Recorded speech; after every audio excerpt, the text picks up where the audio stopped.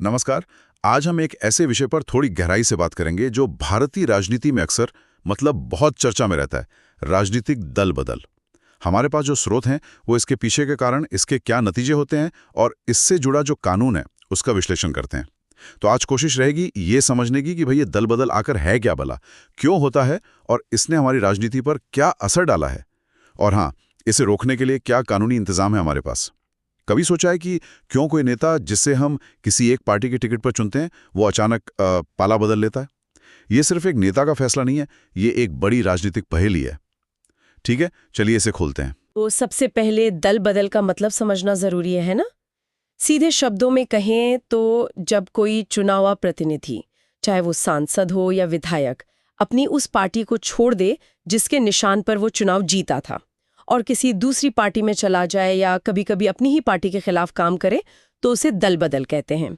एक स्रोत इसे बिल्कुल साफ साफ कहता है, जिस पार्टी से चुनाव जीतकर आया, बाद में वही नेता दूसरी पार्टी की ओर झुक जाए या उसकी सदस्यता ले ले, इसे दल बदल कहते हैं। लेकिन ये सवाल तो उठता ही है कि नेता ऐसा करते क्यों हैं? मतलब अपनी ही पार्टी छोड़ने के पीछे क्या वजह हो सकती है? देखिए, स्रोत बताते हैं कि इसके पीछे कोई एक कारण नहीं है। असल में कई कारण हो सकते हैं और वो अक्सर मिले जुले होते हैं। एक तो है जिसे हम कह सकते हैं लालच या निजी स्वार्थ। मतलब मंत्री बनना है या शायद कहीं से पैसे का ऑफर है या बस अपनी ताकत बढ़ानी है। सत्ता का मोह वो एक बड़ा फैक्टर है। अच्छा, तो मतलब पद और पावर की चाहत। बिल्कुल। फिर दूसरा कारण हो सकता है विचारधारा या नीतियों से जुड़ा हुआ। कई बार नेता को लगता है कि भाई मेरी पार्टी की जो नीतियां हैं या जिस दिशा में पार्टी जा रही है वो मेरे विचारों से मेल नहीं खाती। अब ये सचमुच का सैद्धांतिक मतभेद हो सकता है या कभी-कभी देखिए इससे दूसरे कारणों को छुपाने का बहाना भी बना लिया जाता है। हाँ, ये बात तो है। ये जानना मुश्किल हो सकता है कि विचारधारा वाली बात कितनी सच्ची है और कितनी सिर्फ दिखाने के लिए। सही कहा। तीसरा कारण है जिसे हम राजनीतिक अवसरवाद कह सकते हैं। नेता अक्सर हवा का रुख देखते हैं। अगर उन्हें लगे कि भाई सत्ता तो दूसरी तरफ जा रही है या फला पार्टी के साथ जाने से मेरा भविष्य ज्यादा सुरक्षित है, तो वो पाला बदल लेते हैं। ये पूरी तरह से एक कैलकुलेशन होता है नफे नुकसान का। और चौथा कारण जो इसी से जुड़ा है वो है खुद की पार्टी का कमजोर पड़ जाना। अगर नेता को लगे कि भाई मेरी पार्टी तो अब चुनाव जीत नहीं पाएगी या पार्टी में मेरी पूछ कम हो रही है या पार्टी का भविष्य ही ठीक नहीं लग रहा, तो वो किसी मजबूत दिखने वाले दल में चले जाते हैं। तो मतलब ये कोई एक सीधी सी बात नहीं है। इसमें व्यक्तिगत इच्छाएं, विचारधारा, राजनीतिक समीकरण, सत्ता का खेल, सब कुछ मिला जुला है। हाँ बिल्कुल। और भारत के राजनीतिक इतिहास में, जैसा हमारे स्रोत पे बताते हैं, ये कोई आज की समस्या नहीं है। खासतौर पर 1960 और 70 के दशक में तो इसने बहुत ही गंभीर रूप ले लिया था। यहाँ दिलचस्प बात यह है कि ये वो दौर था जब दल बदल इतने बड़े पैमाने पर होने लगा कि इसने राजनीति में अस्थिरता ला दी। एक खतरनाक दौर शुरू हो गया। 60 और 70 का दशक, ऐसा क्या खास था उस समय? क्यों स्थिति इतनी बिगड़ गई थी? हाँ देखिए, वो दौर था जब कई राज्यों में मिली जुली सरकारें बन रही थीं। बहुमत बहुत कमजोर होता था। स्रोत बताते हैं कि 1967 के जो आम चुनाव हुए उसके बाद तो स्थिति जैसे फट पड़ी। अगले कुछ ही सालों में सैकड़ों विधायक, सांसद, उन्होंने पार्टियां बदलीं।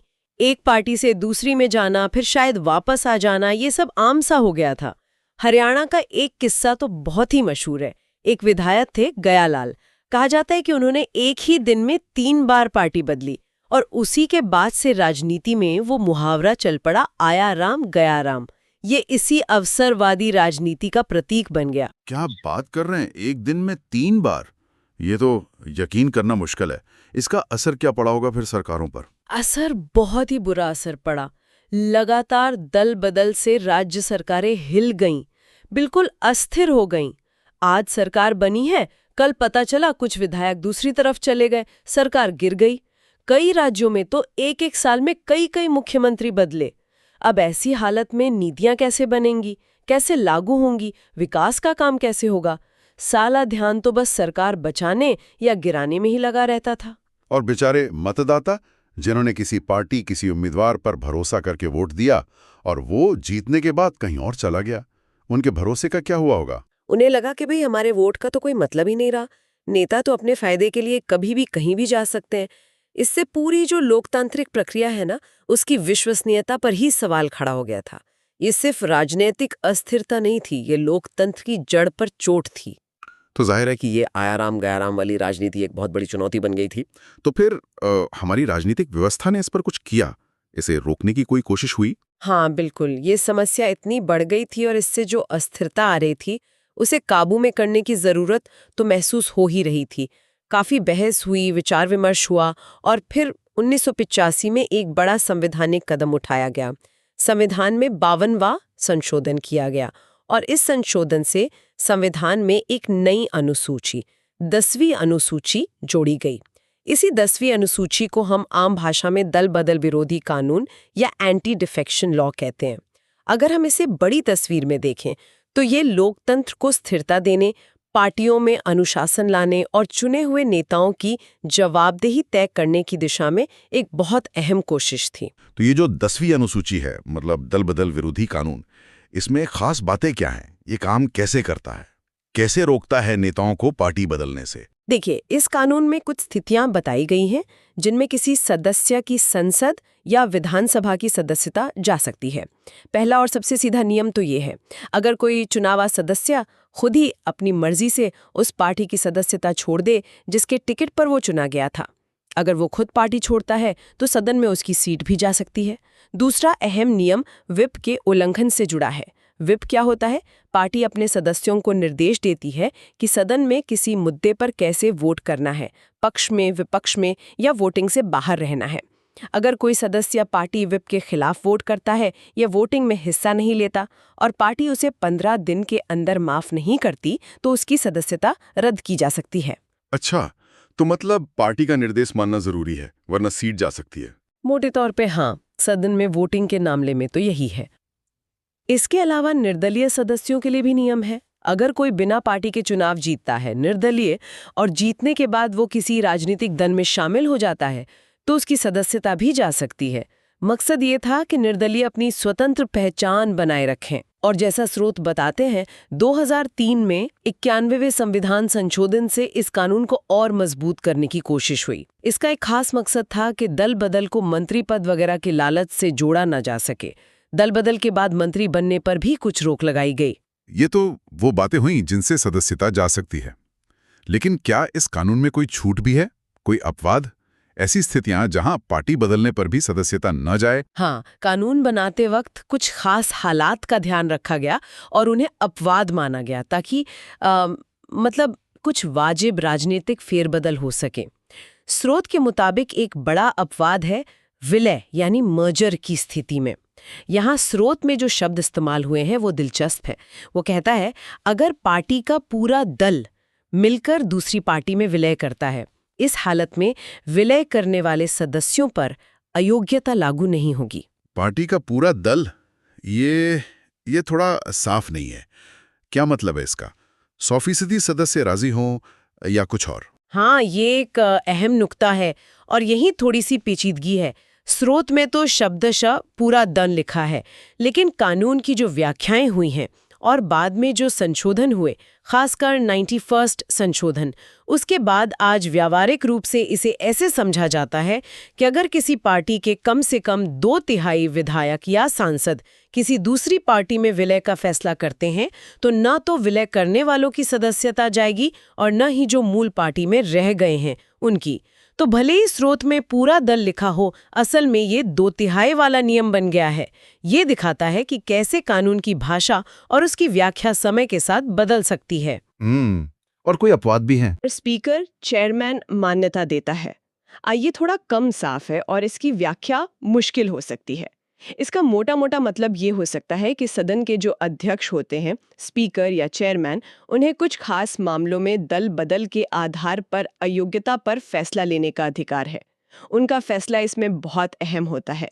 ये जो अपवाद है, खासकर ये विलय वाला नियम और स्पीकर की भूमिका, ये अक्सर राजनीतिक विवादों और कानूनी बहसों की वजह बनते हैं और एक बड़ा सवाल खड़ा करता है कि क्या ये अपवाद, जिनका मकसद शायद लचीलापन देना था, कहीं कानून के असली मकसद को ही कमजोर तो नहीं कर देते? मतलब अवसरवादी दल बदल को रोकना था, कहीं ये उसी के लिए कानूनी रास्ते तो नहीं बन गए हैं? इसको और अच्छे से समझने के लिए क्या हम एक सीधा सा उदाहरण ले सकते हैं? मान लीजिए कोई विधायक है। जरूर। चलिए एक काल्पनिक स्थिति लेते हैं। मान लीजिए रमा नाम की एक विधायक है। वो विकास पार्टी के टिकट पर चुनाव जीतती हैं। उनकी पार्टी विपक्ष में है। कुछ महीने बाद जो सत्ता में पार्टी है, जनशक्ति पार्टी, वो रमा को मंत्री पद का ऑफर देती है। रमा ये ऑफर मान लेती हैं, विकास पार्टी से इस्तीफा देती हैं और जनशक्ति पार्टी में शामिल हो जाती हैं। तो इस केस में दल बदल विरोधी कानून कैसे लागू होगा? कानून के हिसाब से रमा ने अपनी मर्जी से अपनी मूल पार्टी विकास पार्टी छोड़ दी है। ये 10वीं अनुसूची के तहत अयोग्यता का एक साफ आधार है। अब विकास पार्टी या सदन का कोई और सदस्य विधानसभा अध्यक्ष के पास रमा की सदस्यता रद्द करने की अर्जी दे सकता है। अध्यक्ष दोनों पक्षों को सुनेंगे, सबूत देखेंगे और फिर कानून के आधार पर फैसला देंगे। अगर अध्यक्ष को लगता है कि रमा ने दल बदल किया है तो वो उनकी विधानसभा सदस्यता खत्म करने का आदेश दे सकते हैं। लेकिन क्या ये प्रक्रिया हमेशा इतनी सीधी होती है? हमने तो सुना है कि स्पीकर के फैसलों में काफी देर हो जाती है या उन पर पक्षपात के आरोप भी लगते हैं। हाँ बिल्कुल, यहीं पर कानून को लागू करने की चुनौतियां सामने आती हैं, जैसा कि स्रोत भी शायद इशारा करते हैं। कानून कहता तो है कि फैसला स्पीकर करेंगे, लेकिन कई बार देखा गया है कि स्पीकर फैसला लेने में बहुत वक्त लगा देते हैं, खासकर अगर मामला सत्ताधारी पार्टी के हक में ना हो। इस देरी से क्या होता है, कई बार दल बदल करने वाले सदस्य अपना कार्यकाल लगभग पूरा कर लेते हैं या राजनीतिक समीकरण ही बदल जाते हैं, तो कानून का मकसद ही पूरा नहीं हो पाता और स्पीकर की निष्पक्षता पर भी सवाल उठते हैं, क्योंकि वो खुद भी तो किसी पार्टी से ही चुनकर आते हैं। ये इस कानून की एक बड़ी आलोचना है। तो कानून तो बना दिया, पर उसका असर कितना हुआ, ये बहस का मुद्दा है। बिल्कुल, अगर हम कानून के असर का पूरा मूल्यांकन करें, जैसा स्रोत करते हैं, तो तस्वीर मिली जुली है। एक तरफ ये माना जाता है कि कानून बनने के बाद व्यक्तिगत स्तर पर, मतलब एक एक दो विधायकों के अपनी मर्जी से पार्टी बदलने की घटनाओं में कुछ कमी तो आई है। इसने सरकारों को थोड़ी ज्यादा स्थिरता तो दी है। लेकिन दूसरी तरफ जो आलोचक हैं, वो कहते हैं कि इसने दल बदल का तरीका बदल दिया है। अब रिटेल दल बदल कम हुआ है तो होलसेल दल बदल होने लगा है। होलसेल दल बदल, ये क्या मतलब हुआ? इसका मतलब है कि नेता अब कानून से बचने के लिए नए रास्ते निकाल लेते हैं, जैसे वो विलय वाला 2/3 नियम इस्तेमाल करके पूरी की पूरी विधायक दल ही दूसरी पार्टी में चला जाता है। या फिर एक और तरीका जो आजकल काफी देखा जा रहा है, वो है सामूहिक इस्तीफे का। सदस्य पार्टी नहीं बदलते, सीधे सदन की सदस्यता से ही इस्तीफा दे देते हैं। इससे क्या होता है, सरकार अल्पमत में आ जाती है, गिर जाती है, फिर उपचुनाव होते हैं और अक्सर वही नेता सत्ताधारी पार्टी के टिकट पर लड़कर वापस आ जाते हैं। अब तकनीकी रूप से देखें तो ये दल बदल नहीं है, क्योंकि उन्होंने पार्टी नहीं बदली, सिर्फ इस्तीफा दिया, पर नतीजा तो वही हुआ, सरकार बदल गई और नेताओं को फायदा मिल गया। ये तो कानून की कमियों का फायदा उठाना हुआ एक तरह से। हाँ, इसे कानून का लूपहोल या कमी कहा जा सकता है। एक और बड़ी आलोचना जो स्रोत अक्सर उठाते हैं वो ये है कि इस कानून ने विधायकों की आज़ादी कम कर दी है और पार्टी के बड़े नेता, मतलब हाई कमांड, को बहुत ज़्यादा ताकतवर बना दिया है। अब विधायक किसी मुद्दे पर अपनी पार्टी लाइन से हटकर बोलने में या अपने क्षेत्र के लोगों की आवाज़ उठाने में हिचकते हैं। उन्हें डर रहता है कि कहीं व्हिप का उल्लंघन न हो जाए और सदस्यता न चले जाए। कहा जाता है कि इससे सदन के अंदर जो बहस होती है उसकी गुणवत्ता पर और पार्टी के अंदरूनी लोकतंत्र पर भी असर पड़ा है। तो आज की इस बातचीत को समेटते हैं। हमने समझा कि दल बदल क्या है, मतलब चुने हुए नेता का अपनी पार्टी छोड़ना या उसके खिलाफ जाना। हमने इसके पीछे के कई कारण देखे, पद का लालच, पैसा, विचारधारा का मतभेद, राजनीतिक मौका परस्ती या पार्टी का कमजोर होना। हमने 60 और 70 के दशक के उस दौर को भी याद किया जब आया राम गया राम ने सरकारों को हिला दिया था और लोगों का लोकतंत्र से भरोसा तोड़ा था। फिर हमने देखा कि कैसे इस दिक्कत से निपटने के लिए 1985 में संविधान में 10वीं अनुसूची आई, यानी दल बदल विरोधी कानून। हमने इसके मुख्य नियम समझे, जैसे पार्टी छोड़ने या व्हिप तोड़ने पर सदस्यता जाना, निर्दलियों पर रोक। साथ ही इसके अपवादों पर भी बात की, खासकर वो विलय वाला नियम, स्रोत के पूरे दल से लेकर असलियत के 2/3 तक, और स्पीकर की भूमिका की पेचीदगियों पर। और आखिर में हमने इस कानून के असर और उसकी सीमाओं पर भी बात की, कैसे इसने शायद अकेले दुकेले दल बदल को कुछ कम किया, लेकिन शायद थोक दल बदल और इस्तीफे जैसे नए तरीके आ गए हैं, और कैसे ये विधायकों की आज़ादी और पार्टी के अनुशासन के बीच एक खिंचाव पैदा करता है। हाँ, और ये कानून क्यों अहम है, ये फिर से कहना जरूरी है। इसका असली मकसद था राजनीतिक स्थिरता लाना, ताकि सरकारें ठीक से काम कर सकें। ये वोट देने वालों के फैसले का सम्मान करने की भी कोशिश थी कि भाई जिसे वोट दिया वो उसी पार्टी में रहे, और ये नेताओं में एक तरह का अनुशासन लाने की भी कोशिश थी। लेकिन जैसा हमने देखा और जैसा स्रोत भी बताते हैं, इसकी कामयाबी सीमित रही है और इसे लागू करने में कई दिक्कतें और विवाद जुड़े हुए हैं। ये एक ऐसा कानूनी और राजनीतिक मसला है जो लगातार बदल रहा है। बिल्कुल। और यहीं पर हम अपने सुनने वालों के लिए एक सवाल छोड़ सकते हैं। हाँ, सोचने के लिए एक बात यह है, दल बदल विरोधी कानून जैसा वो आज है, अपनी तमाम व्याख्याओं और अपवादों के साथ, क्या वो सच में राजनीतिक नैतिकता और स्थिरता के लक्ष्यों को पूरा कर पा रहा है, या फिर ये सिर्फ एक आधा अधूरा इलाज है जो बीमारी के लक्षणों को तो दबाता है पर जड़ को नहीं छूता? और जब किसी का चुनावा नेता पाला बदलता है तो उस वोटर के पास और हमारे लोकतंत्र के पास आखिर क्या उपाय बचते हैं? ये सवाल आज भी उतने ही जरूरी हैं जितने शायद 1985 में थे।